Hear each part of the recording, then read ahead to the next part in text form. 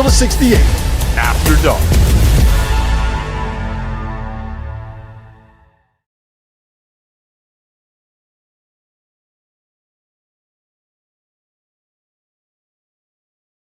Welcome. Season, new intro, new field. Welcome to the Field of 68 After Dark. I'm Jeff Goodman. This is Randolph Childress. We are here in Rock Hill, South Carolina, the Sports and Events Center, where we opened the season this morning with Queens Winthrop. Then we had another game here. Then we sent it to Sioux Falls, the Pentagon, where we have Rob Dostler and Matt McCall. We'll talk about those games. Again, opening the season, hell of a day here, hell of a day in Sioux Falls. But the biggest game of the day took place in Las Vegas today, RC. And that was a mild upset. Arizona beats the defending national champion Florida Gators. And they do it with a freshman named Peat. We've been talking about A.J. DeBonsa, Cam Boozer, Darren Peterson all preseason. Well, it was Peat who went for 30.7 rebounds and 5 assists tonight as he dominated the Florida front line that was supposed to be maybe the best front line in the country. RC, surprised at all by the Arizona performance? I'm surprised by Peat's performance. I expect him to play well, but not that well. I thought, obviously, he was dominant with a 30-point game coming out against that team, against that front line. And they started the big front line. They didn't start with 3 guards. They started with 3 bigs. So I thought the length would give him a little bit of trouble. He didn't have much trouble at all tonight. Rob, you guys watched that game probably more than we did because we had the High Point Furman game, and man, we'll talk about High Point later. They might have been the most impressive team in the entire day today. The way they dismantled the Paladins. What did you see from Arizona in this game, or was it more that hey, Florida's guards just didn't look the part? I think that it had all to do with Peat and the defensive effort that we got out of Arizona. I thought that after it was a little bit of a slow start for Arizona, but Florida got hot early. Xavier Lee made a couple of shots early, Matt, but I was really impressed with what Peat was able to do against that front line, like you mentioned, one of the best in college basketball. And I will tell you that it was very difficult for a certain Gator that is sitting up here on this desk to be able to focus on broadcasting a college basketball game while you got the defending national champs there in a dogfight in Las Vegas. First of all the credit, I'm with RC, goes to Peat. I mean, what he was doing out there on the floor and how he was impacting the game in so many different ways. Not just the scoring, but the plays, the assists, the rebounding. I mean, this freshman class is special, and we got another freshman that's playing right now. We have to keep things in perspective with this Florida team. Talking about repeating, yes, they have their front court back. Condon struggled. He struggled in the game. 6 turnovers. He didn't play well. Let's not forget, he did not finish last season very well. But they lost 3 guys that are playing in the NBA. That's the key. 3 guys. And the guards that they replaced with, not that they're not good, not that Boogie Flan's not a good player, not that Lee's not a good player. They're playing Thomas Houck at the 3 now, who was the second best player on the floor in this basketball game. But trying to replace the intangible pieces of what Will Richard and Elijah Martin did. He's still running the same offense. But last year it was Walter Clayton Jr. coming off the pin-down dribble handoff, and the guy made what it seemed like in the NCAA tournament every single shot. So it's just going to take time for this team to figure it out. But, I mean, Peat, man, wow. Like, have yourself a debut, my man. Yeah, I feel like, guys, the story is Florida because Florida was ranked number 3 and they lost, and they're defending national champions. Wait, can I interrupt you? We're going to go with it, but what this was about, I think what the sign was and what the takeaway should be is more that, okay, listen, the defending national champs lost, yes, but maybe we just did not value how good Peat was. He's like the number 8 freshman in America, and he just put up 30.7 boards and 5 assists. Maybe this is like the all-time greatest freshman class that we've ever seen in the history of college basketball, Goodman. It might be. It's up there. I will say that. I went through it tonight. And, because, again, you've also got a bunch of international guys, RC, that produce. So, that made the freshman class that much better and the newcomer class that much better. But, yeah, Peat is a guy that kind of got lost a little bit. again, just because those top three got so much attention. And then you have Mikael Brown Jr. have such a good, USA deal in the summer. So I think Koa Peat's a guy that, again, I think the story is Arizona. I don't think the story is Florida at all. I think the story is the surprise team that is the Arizona Wildcats, that you, Robert Doster, deemed them an off-season loser this past off-season. He did. I did. And I took the heat for it. Do you two ever stop arguing? Does that ever happen? Never. But I did say that if True. Arizona ends up being like really, really good, I'm going to have to eat crow. And I don't know what that actually means, but like you might have to find some crow. Like RC, do you have a good way to prepare crow? You know what? I'd add just to both of you. I think it's just my opinion here early in the year. I think Arizona's a little better than we thought, and I think Florida has some flaws compared to that championship level team that we're comparing them to, and I think that's you said that before the game, and I did, and Jeff would tell you that I just didn't think that it's a totally different team. They had a three-headed monster with those guards, and like he said, the guard play was as good. You had 3,000-point scorers in that backcourt to start the year, and they were good from the very beginning to the end, and they had so much depth, so much rotation. Now that lineup is different. Without playing the three, and last year him being the four. It just was so much better for their versatility. Now, there's a massive lineup that I question what their defensive ability can be with the lineup that big. Yeah, I never liked the Tommy Houck thing at the three. I haven't liked it in the preseason. I don't like it now. I don't think he can guard threes. I know he played well tonight, but I still think they can be exposed throughout the year with him as a three. All right, we're gonna talk Arizona because, again, they were the team, not just because they were my alma mater, but they won tonight. They won in the biggest game of the night, and we did have a chance to catch up. His first After Dark appearance in his coaching tenure came tonight when Tommy Lloyd joined us fresh out the win on After Dark. All right, now pleased to be joined by Arizona head coach Tommy Lloyd. I think this is your debut on the field of 68 After Dark. I don't think until I get some love from our alumni that are in the media, I'm protesting. I'm going to give you some love right now because you opened the season.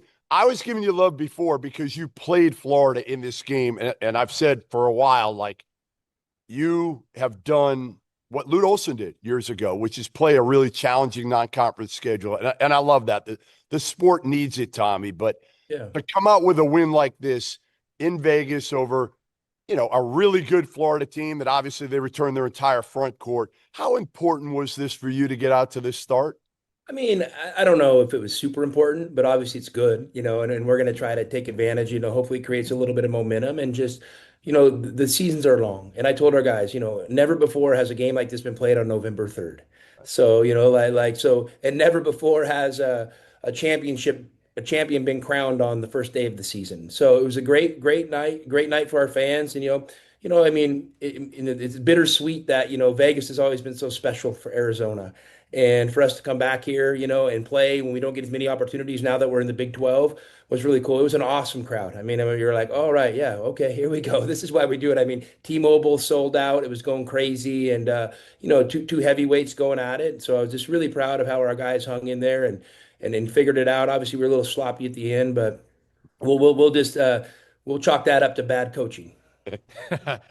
Tommy, what'd you learn about this group if you didn't know already? Were you secure about what you saw? Did you see this all year long? Like, what did you learn about this group? 100% secure. And, I mean, everybody's got opinions. You guys are in the game of opinions, but, you guys are just a little less informed. You know what I mean? Than some of us coaching. You should be. I mean, that's not a knock on anybody. I mean, we're the ones behind it making the decisions. And I knew the core group of freshmen we could bring here. And I was like, I don't think I can get better transfers than these guys. So why would I make it complicated? And, and these really good young high school players got to go somewhere. And, one of the places that they've always went, Arizona. I mean, under Lute, under Sean. So I'm like, well, that formula is right here. What I love about our team in this age of transfer portal and NIL, this is an Arizona team, Jeff, that this is what an Arizona team would have looked like when you were here. A couple of elite freshmen, that are going to have long careers and play 82-game seasons. some veterans that know what Tucson's about, know what University of Arizona is about, and they blood, sweat, and tears. And they're also really good players who probably will play 82 game schedules as well. So I was like, that's why I feel I slept really good. I felt really good when everyone's trying to, kind of manufacture, these short-term identities. Like I think we have a real identity, and now we got to double down on it, and you got to fight for it all the time. What's But the I identity, Tommy? Tommy, what Huh? is it? Well, the identity is you're gonna build your team with a mix of savvy veterans Yeah. who value and know what Arizona basketball means. And when they put that jersey on, they know what it takes to get it done. And then you're gonna get some elite young guys, who have big dreams, but they're also good dudes and good team players. And you're gonna put it together and you're gonna build a great team. So that was the mindset building the roster. I feel good about it. Now it's one game. So let's not overreact, but a great job, great start. And you know what? And then when I get done with this, I'm gonna jump on the plane and get back to Tucson and slam a Sonoran dog. And then you're going to play pickleball tomorrow morning, aren't you? Yeah, I don't know. My wife's got me on this personal trainer deal now. I mean, and when I took off my shoe, hey, I'll just say this about the World Series. The best part about the World Series is after I saw Clayton Kershaw after the game, I'm like, I felt a little bit better about myself. I'm like, that dude looks like me. Like that's how I feel. So I get it. Hey, last one I got for you, and then I'll let RC finish. Koa Peat has kind of gone under the radar. I mean, we saw him here a lot in Rock Hill. And I'm just saying, your radar is not big enough, Jeff. No. If he's going under the radar, so I that's know on you. that. I That's hear on you, and we have it's our bad because I said I compared him a little bit to Cam Boozer, Tommy, in that he's not sexy in his game, but all he does is win. All he does is produce. Have you seen a 6'9" guy handle the ball like that? But he's not like a high flyer. Did you see the alley dunk he had tonight, Jeff? No. You're telling on yourself right now, Okay. Jeff. Okay. Well, Jeff, hit the Google machine. Really? Look up Koa Peat alley dunk tonight. And if you tell me that's not a ESPN Okay. top 10, All right. I don't know. I mean, I'll take 30 and 7. How I can get it, Tommy? No question. I'm just saying, you know who Koa kind of reminds me of. Go ahead. And I would have said this is for some old schoolers. Larry Johnson. He's that athletic? Yeah, he's special. I mean, yeah. I mean, but now listen, Wow. Koa 18. I mean, and Larry obviously was a great player. He's playing at UNLV at 22, 23. You know what I mean? So like, let's give Koa some leash here, but he's a special player, and like, I mean, he's an absolute coachable, right? So coachable. Oh my God, right. All our guys are coachable, but he's a great learner. He's a great kid, and it's an honor to coach him. Tommy, I got one last question, man. I know you're a hell of a coach, but I got a fair question for you. Are you a better DJ or are you a better coach? Which one are you better? Well, Mixmaster Mike was at the game tonight. You know what I mean? He was bad. He the best part for the games. Everybody talk about this stuff and everybody's, getting all hyped for the game. I'm sitting in my little coach's room I'm in now, and this thing's teeny. And I had Mixmaster Mike in here, chilling till 3 minutes before the game. And Jeremy Pargo. I mean, that's what a great day for me. Two of my favorite people of all time. So, no, it was great. And, what's cool about this job is sometimes the people you get to meet and the relationships you get to make, when you're, I grew up in a really small town in Washington up in the woods and shooting in my driveway and, listening to the Beastie Boys on my boombox, out my bedroom window every day. And to now think, like, oh my God, like, this is one of my friends. It's really cool. And it's amazing what the game of basketball can do for your life. All right. So in 2 weeks, I'm going to see you in stores against UConn. If you win that game, oh my God, I want to hear you. Listen, I want to hear you some Beastie Boys. All right. Oh no. Well, our guys aren't like, listen, our players are great, but their musical taste isn't sophisticated enough to understand and value what the Beastie Boys really mean in the scope of things. I'm your age. Yeah, you can for sure. I can. I grew up with them, so you show me what you got. Couple weeks. Yeah, no problem. I mean, you got to give me some ones and twos. I mean, I don't travel with them. Come on. All right, Tommy All Lloyd. right, guys. Congrats. Great to see you, man. I'll see you in a couple weeks. It's Tommy Lloyd. Big win for the DJ. Cats tonight. DJ. We'll see what he's got in a couple weeks at UConn and stores if they win. Yeah. That'll be a tough one, certainly. But, Koa Peat was great. Jaden Bradley deserves some love. He does. He was really good tonight. You know who else was good? Winthrop. They were. Dalen Berry. Very good. We started the college basketball season this morning. Yeah. 8 a.m., we had our coffee. We were ready to go, and we saw a hell of a game. We did. Packed house here. We talked about this morning before the game, but, college basketball, the 24-hour marathon was something I felt like everybody loved. Yeah. Right? And we're going to try to get it back. We didn't go 24, but we got 6 games in, 3 here, 3 at the Pentagon. Rob and Matt will talk about those games in a bit here, but I thought it was a great game. I mean, Winthrop, Queens, kind of back and forth, right? Winthrop looked like they had them early, and then Queens came back. And I thought Dalen Berry was phenomenal, and Kareem Rozier was really – he set the pace for this team. They came out with energy, and then they ended up, again, getting a big win, basically at home, down the street from campus. What was your take on, again, Winthrop, Queens, the atmosphere, starting the college hoop season at 8 a.m.? When we first talked about it, I thought we were crazy. I thought you and Rob had lost your freaking minds when you said 8 o'clock game. And then you get here, and it was incredible. It didn't feel like an 8 o'clock game. A.m. I mean, it didn't matter. The energy was great. The crowd was great. I was impressed with the kids because that's not an easy thing to do. Their whole schedules changed, and they got here and competed their asses off. Both sides. Both teams. Yeah. They played as hard as any game you'll find all day long. So that's why I say it was impressive. It was a 1-point game, 3:52 to go, and Winthrop locks down, goes on an 8-0 run, and closes out the game. But it was a really hard-fought game, and those teams played really, really hard. Barry, what can you say about him? I mean, he was 23 points. He was a guy. He closed the game for Winthrop tonight, and they're going to need him to do that. When they get in the conference play, they're probably going to have to find a little bit more balanced scoring from everyone else, but he's proven that why he was all-conference guy, second-team preseason guy. So, and to Queens, they're right there. Yeah. I mean, Chris Ashby struggled today, and if he knocks down a couple more shots, this game flips and Queens win. And there's nothing to be disappointed about in their effort. They competed as well. I mean, it was a high-level game that you expected them to struggle. Both teams that early, just getting out of bed, kind of the first game, knocking off the rust. But when they heated up, it was a high-impact game. I thought it was really fun to watch. It was. I mean, that's the part is, again, you had 2 coaches that bought into the idea, and the kids, you could tell knowing they were tipping off the college basketball season. I think it was something that, again, they got excited about, right. And they played hard, and they played with intensity and emotion. And, again, I credit the coaches, Mark Prosser and Grant Leonard, for playing this game and buying into it. And, again, first game of the season was a heck of a game.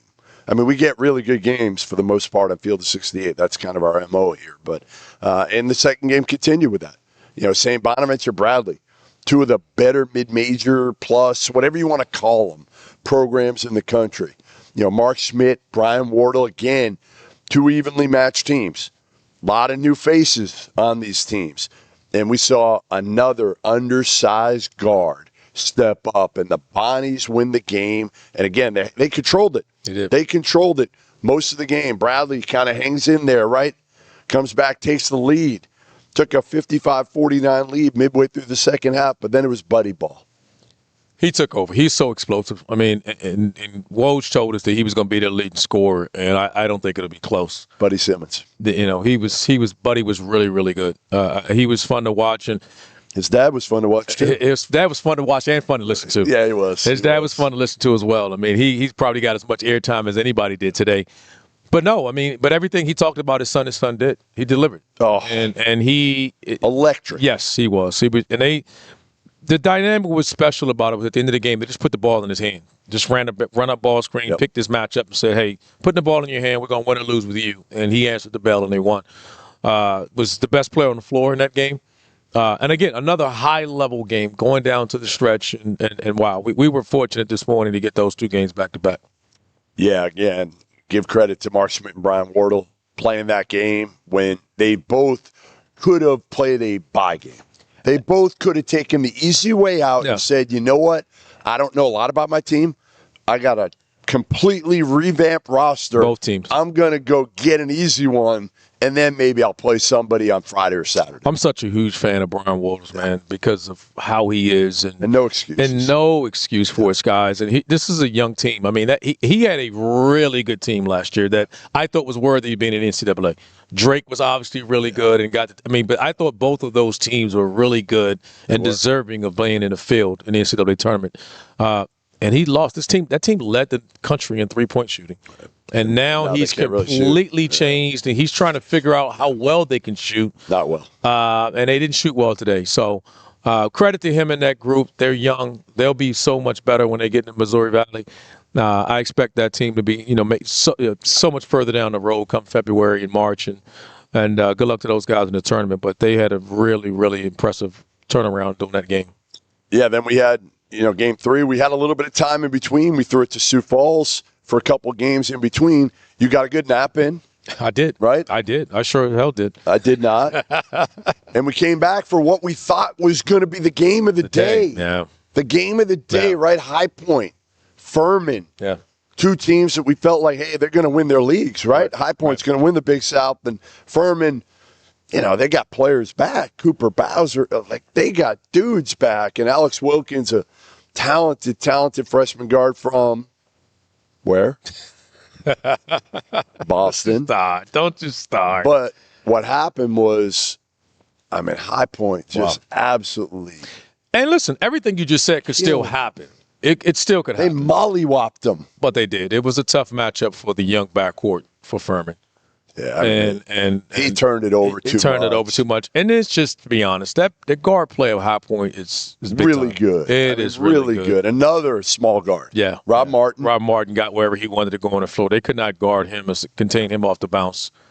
Martinez comes off the small bench. Guards who were in their first year at their new places after transfer. Yeah. I don't know if we gave Rozier enough love for his impact early in the first game because he controlled the game. Everything. Yeah. They're all a little bit different. Yeah, they are. But to me, they could create, whether it was for themselves or for others, right. But they were able to make plays. And I think in this day and age, you better have a guard like that. If you don't, you're in major trouble. But Rob Martin also had some help, right? Owen Aquino is a beast. He is. Honestly, I'm not sure you're going to find a better mid-major plus, whatever you want to call him, big man, a more well-rounded, two-way big man than Owen Aquino. I thought he dominated the game on both ends of the floor. He disrupted the concept that high post area for that Princeton-style offense, and he's pressuring bigs. He's doing a lot of different things. He scored. He caught it off the bounce. Dribbled. He just did everything he wanted to do. He manned the paint, and then the rest of the guys just benefited from that, and it was an impressive performance by him. I think High Point could run the table. Stop. I think they could run the table. Stop. I think High Point could go undefeated this season. I knew you were going to say something. It's time to put Jeff to bed. We got to kick it to Rob, man. Jeff is sleep deprived and he's hallucinating right now. Rob, what do you think of that? What do you think of that statement? That's bold. High Point runs the table this season. Well, I love it. I love the audacity of you to say something so ridiculous. Does he not know winning is hard? Does he not know winning is hard? Hold on. High Point is terrific, but does he not know winning is hard? Look, I'm going to tell you right now, High Point has a couple Division IIs. They play at UAB. They got App State. They got LaSalle. Goodman has said a lot of ridiculous shit in his life. That is by far not the most ridiculous thing that he's ever said. I don't think it's going to happen. I think they're going to drop a game or two here at some point along the way. You have an off night. They're going to have an off night at some point. You have an off night. It's going to happen. But tonight, I love how Goodman throws out the mollywop term. Yeah. Mollywop them. I am very remiss to say good things about Jeff Goodman ever at any point in my entire life, but him dropping a mollywop was impressive. That's a good word. Do you think that somebody in the chat said that he's got to say it? Is that like what? Is that like one of those? Let's talk about what we saw here in the Pentagon here in Sioux Falls as you see these guys out here with the leaf blowers that have not been annoying at all as we're trying to listen to everything that Goodman says here on the broadcast. What was the most impressive performance? Which team had you kind of say, okay, look, maybe this one's got a chance. Maybe they can get to the tournament. Maybe they can win a game. I think it's Murray State. I think it's the first game I'd agree. of the day. I mean, what Ryan Miller was doing, seeing it yesterday at practice, his attention to detail, the offense that he's already implemented, holding these guys accountable to cutting hard on offense, how they went through scouting their prep, and then to see him go out there and play. He's got 9 to 10 guys in the 5 starters that started the game, but when he subs, there's no drop-off. Those guys come into the game, and that's another way when you have a bench like that, it benefits him to be able to hold them to a certain standard that he's trying to create within this program. So we had some great games here. There's no question about it. But the first game that we tipped up, I felt like Murray State's a team that can definitely win their league. I know they're preseason third. I don't ever get too much into preseason rankings. Well, I will say this about that.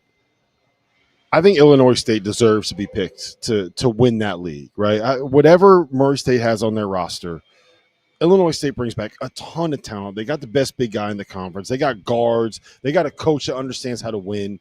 They have continuity. Like, they earned that preseason number 1 spot. Yeah, I'm not taking anything away. And I'll say, like, Northern Iowa's good. Belmont's got a chance to be good. But this team is I'm missing deep. somebody else. Respectfully, I can't remember who it was. I don't want to get yelled at by any coaches. But to your point, Murray State has a level of length and athleticism that you don't see at that level very often. No, and bringing in the 2 players from France, the 2 freshmen, they don't play anything like freshmen when you think about it. Because they're not. They're pros. Yeah, I was really, really impressed with what Ryan Miller's doing, and to see, wasn't going well to start the game. Didn't get off to a great start.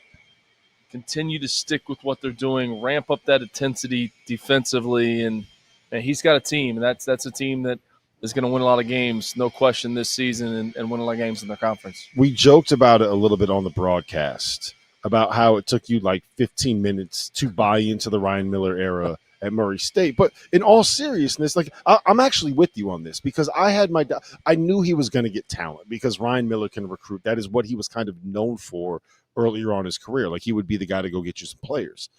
But the last 3 or 4 years, he's been running Greg McDermott's offense. I think he was really smart in the way that he built his staff by bringing in a GM that deals with all of the nonsense that coach normally has to deal with. Like, if you text Ryan Miller and say, hey, I need tickets for a game, or hey, I need help with this, Text that, or the Ernie. third, he goes, yeah, we got you. Text Ernie. He'll handle it for you. So why are you bought into Ryan Miller and the future of the Murray State basketball program? Well, I think when you talk to Ryan Miller, if you run into him on the road recruiting, or you see him in a setting, he's very mild-mannered. He's very, he's obviously very friendly, but you never think that you're going to see the intensity level that you saw in that practice yesterday. And we asked his nephew about it. We asked him after practice yesterday, Mason Miller, what are the similarities between him and Greg McDermott, and what are the differences? And as Coach McDermott, would you say he's as tense or less intense than your head coach now? And he said, it's not even close. He's way less intense. But it was just impressive to see from a first-year head coach to see a 2.5-hour practice the day before a game, the day before your first game. But that team played like it. They played like – he kept saying the word yesterday, we're setting a foundation. We're setting a foundation. This is what we're doing. We have to set this foundation. And I think he's doing it, and he's doing it at a high level. So kudos to him in his first year as a head coach. And you mentioned the staff. Everybody's into it. Ernie Carper, his GM. All was a 323 staffers they have on the bench there. But keeping stuff off his desk to free him up to be a head coach, that is so valuable, especially for a first-year head coach. Yeah, just one thing real quick on Omaha. Love their backcourt. Yes. I think that they actually played about 30 minutes of really good basketball tonight. They ran into a bit of a buzzsaw, and as soon as Isaac Andekande comes back and they have someone they can throw the ball into in the post to kind of move defenses around a little bit, it changes for Omaha. They're still a team that I think is a very real threat to win the Summit League. Drake got a test from Northern Arizona. They were down by 11 in the middle of the second half and really found a way to battle and rally and came out with a I don't want to say a significant win, but, Eric Henderson, his plan was come up here, get my first W, do it in the state where I kind of made my name as a head coach, and then head back to Drake and get these things rolling. And Shane Burkhardt and Northern Arizona almost spoiled that thing. Well, and to think about it too, that Northern Arizona team, I don't know who ranked these teams in the preseason. I don't know who picked them to finish last in the preseason, but that's a team that has a chip on their shoulder, and they played like it today. And one of the better performances that we saw all day was from Davidson in that front court. Yes. What he was doing and how he was playing and impacting the game. They missed him a couple times late in that game. When the game was tight coming down to the wire, they kept running that single side pick and roll on the wing, and they kept throwing it back to him in there, and they missed him twice late in the game on 2 offensive possessions. So Northern Arizona's for real, and they're a force to be reckoned with in your conference. But you saw the way that Coach handled those timeouts where it wasn't going well. You find yourself down by double digits in the second half in a game that you fully expect. We're talking about a Drake team that since 2020 has the 4th most wins of anyone in the country. This is a game that they're coming into and thinking, yeah, we're supposed to win this. But he kept telling his guys to calm down, stay poised. There was a huge moment in the game late in the second half when they were down double figures. But to find a way to win that game against that pesky Northern Arizona team, that was impressive. Yeah, Will Exact was really good in the second half. He was in foul trouble in the first half, found a way to get it going. Oku Federico made some big plays, had a couple really big rebounds. Jalen Quinn fought through cramps, had a couple of big baskets down the stretch, and Jay Sean Thomas got him started on the right way. We saw Bradley play out there in Rock Hill, right? We saw Murray State here. We saw some of the better teams in the Missouri Valley, and there's nothing about this Drake team that I saw tonight, especially when they get Owen Larson back, that tells me they can't win that league. I think they're very much in that mix as a contender in that conference. It's a basketball league. I mean, it's a basketball league. I mean, I think Drake has size. Once they start getting on all in the same cylinders offensively, once they get fully healthy. Yes, and, that matters. You guys had a guy on the broadcast where I was able to come over here and eat a couple hamburgers. They got to get fully healthy. Let's be clear. It was 3 hamburgers, okay? Without the bun. Without the bun, and you wolfed those things down. I was hungry. Inhaled. Yeah, it was good food. It was like you just straight down the gullet. It was like a pelican. No, but I'm with you. And, it's a first-year head coach. I mean, the guy won 129 games out South Dakota State. He's at a different spot where the standard is winning. That is what has been created at Drake since 2020. So there's no question about it. They're going to win a ton of games. That was a good second game, though, and Northern Arizona came to play. Yes, for sure. I like how I was able to say that you just ate a hamburger like a pelican and you moved right past it. That's how we know that Matt McCall is a pro. Stay away from the jalapenos. Let's wrap it with this South Dakota State comeback win. They are banged up. Joe Seiler, Kalen Gary, not healthy.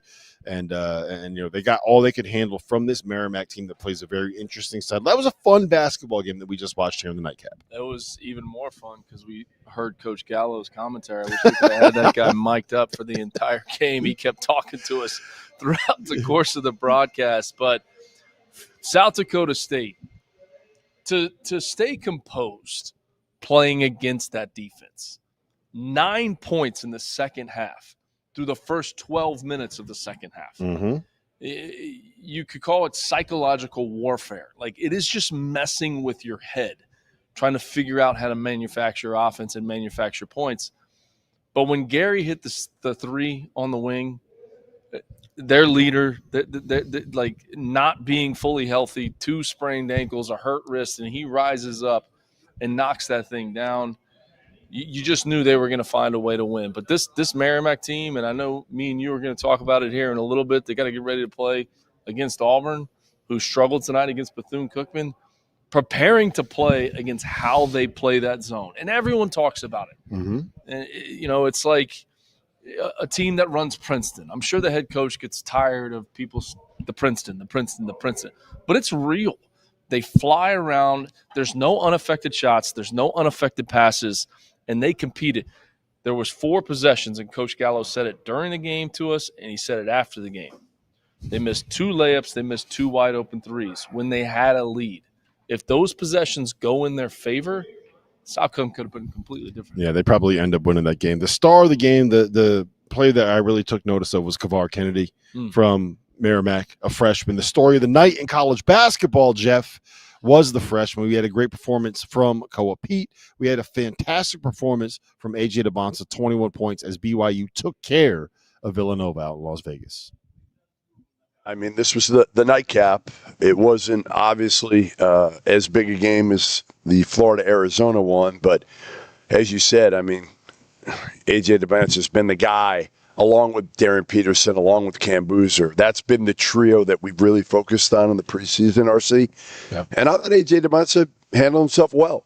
You know, the one thing that's really impressed me about him is that he's not playing for the headlines. He's not playing to just, I mean, he was efficient. He was 9 for 18 from the field. He had 21 points, 6 rebounds, 3 assists, no turnovers in 32 minutes. Now, again, they struggled a little bit against Villanova, but ultimately they pulled out the win, you know, on a neutral court, on opening night with a new team, with Richie Saunders, their leader, their veteran, struggling. What I'd say about AJ DeBonsa is I think the blueprint for his development he saw it a year ago in Cooper Flag. I think naturally as a scorer, he's probably more talented on the offensive end of the floor. Yes. But with the national recognition that everyone saw in Cooper Flag's game for all the other things, I think that was the blueprint for AJ DeBonsa to say, hey, you need to do more of these other things, defend and compete in all the other areas of your game. That's the biggest jump that I've seen since watching him in the summer. Yeah, it's interesting. I didn't really think that way, but I mean, he's a versatile. Yes. He is exactly what the NBA loves right now. He was the one dimensional wing. He was the guy 2 or 3 years ago that everybody thought had the better NBA prospect game in the trench league. But now I think what Cooper was so excellent at was all the other intangible things. I think he now is starting to do those things, defend, you know, impact the game in other ways. And today was a great example of that. I mean, he scored when he needed to. They struggled in the second half of this game. I mean, they came out offensively. They weren't very good. And to come out with that type of effort for him is impressive, and it's good for them early this year to get it tested like that. Yeah. Villanova had the lead in the second half of this game. They came out strong to start the second half. And Villanova's just okay. I mean, let's be honest. New coach and Kevin Willard, you know, put together a roster that, you know, frankly is, I don't want to say underwhelming, but they had some money. They missed on some guys. But he's a heck of a coach, though, and going to make his guys play hard. Yeah, but like a freshman, Caden Lewis, they're going to rely on him a lot. He was just okay tonight. You know, really the best player on the floor for them was Bryce Lindsey. He had 22 points tonight. So, you know, I think this was one that if you're BYU, you got to win this, especially because next, 10 days from now or so, you're going to be in the Garden in Boston. AJ DeBonsa's return back home. He's from Brockton, Mass, against UConn. Like, it doesn't get easy. They got some tough non-conference games here coming up. So this is one they kind of had to win, because you lose this, you could dig yourself a little bit of a hole, which they did last year, if you remember. Then they were great in conference play. But, again, A.J. DeBonsa delivered tonight. Not a wow game, but an efficient game for a kid that, again, is only going to get better. And I think the guys around him, that's going to be the key. The Rob Wrights, he's going to be a key for them. And Kennard Davis, who I think is terrific in his role in defending and moving the ball, he'll be great too. So, Rob, listen, the freshmen, they'll talk about it a lot more tomorrow night on After Dark. But, man, the freshmen showed up tonight. They're delivering. And I thought that was something that, again, we've been expecting in college basketball, but I don't think we expected the depth of this class to be quite as good as it was already tonight, even in a bunch of bye games. Oh, so you're telling me you didn't think that the borderline top 10 freshman in Koa Peat was going to go for 37-5? Yeah, I had that one pegged. I called Koa Peat. You can't say anything about that one, Goodman. And also, we need to discuss the fact, I'm not going to let it slide. Goodman just called the basketball arena in Boston the Garden. That is not the Garden. The Garden, it's the TD Garden. The Garden is where the Johnnies play. It's UConn's third home. Store South. All right.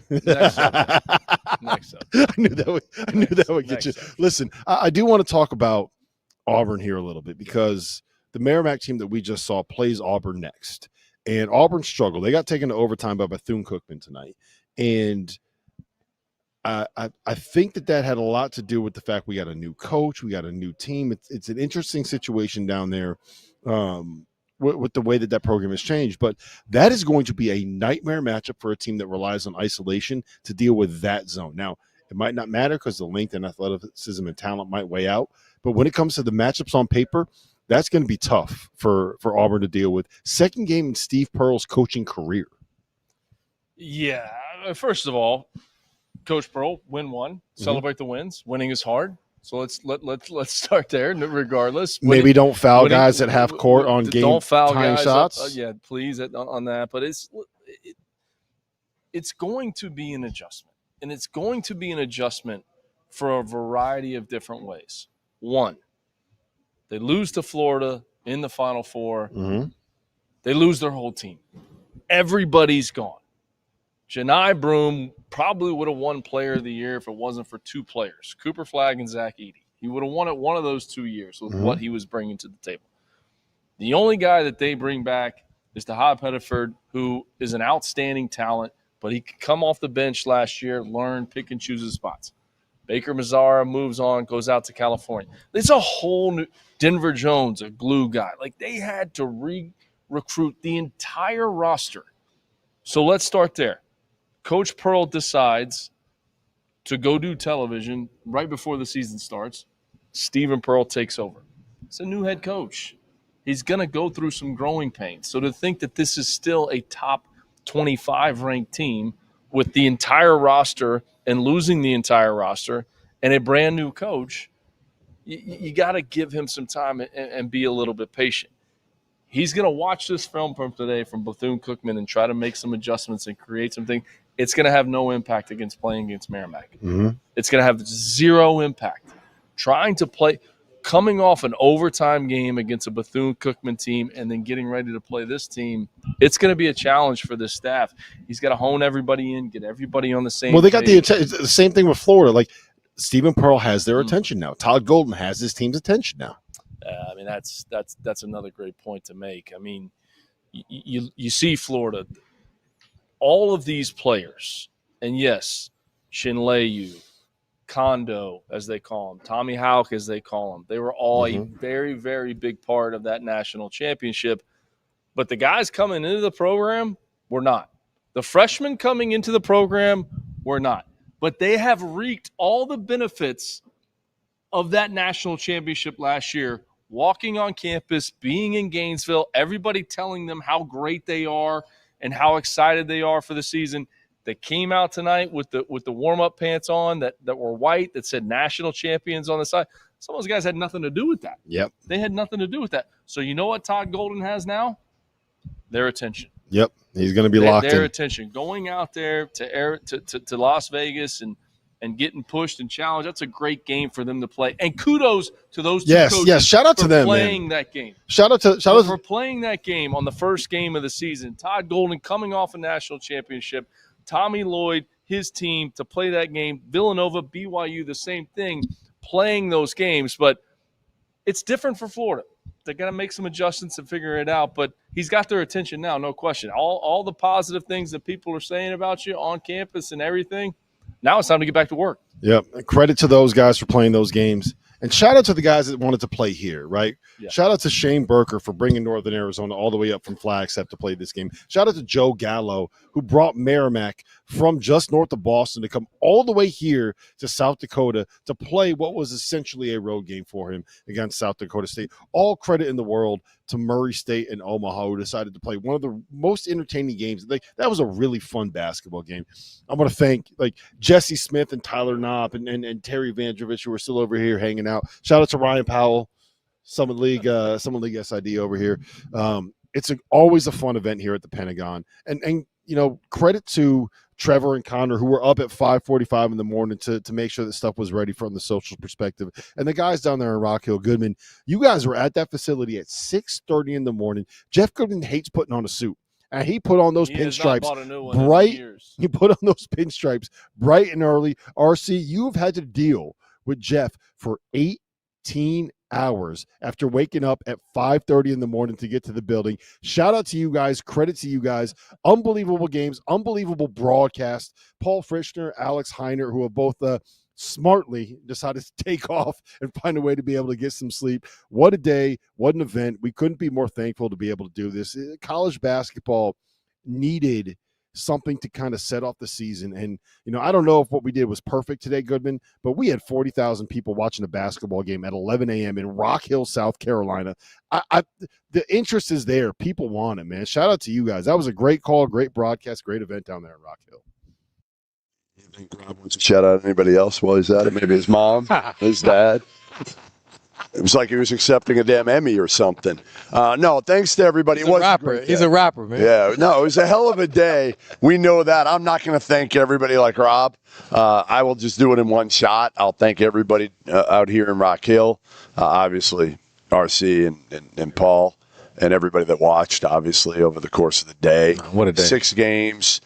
Again, like Rob said, I think, speaking for Rob as well, like, we're honored to be able to do this. To be able to do this, like, I never thought in a million years we'd be able to pull something like this off when we started the company, Rob and I. And to be able to do this and give mid-majors some attention on opening day. And you can see how grateful a lot of these kids are and a lot of the coaches are to be on a platform like this where people are watching them on opening days. To me, that's the coolest part of this. It's the best part of it. I mean, having a guy like Rozier come up and just say, hey, how grateful he was for the opportunity and the things that were said about him. And we're just speaking the truth. These are good teams, great coaches that we know will be high major coaches. Yep. Just a really good day for college basketball. Yeah. Thanks to the coaches again. Thanks to everybody. And the most important thing of the day, it is now 12:31, which means I get to wish my beautiful, more talented, better half, Melissa, a happy 25th anniversary. So that's what it's all about, man, because love you, and I'll see you later today. Good night from Rock Hill.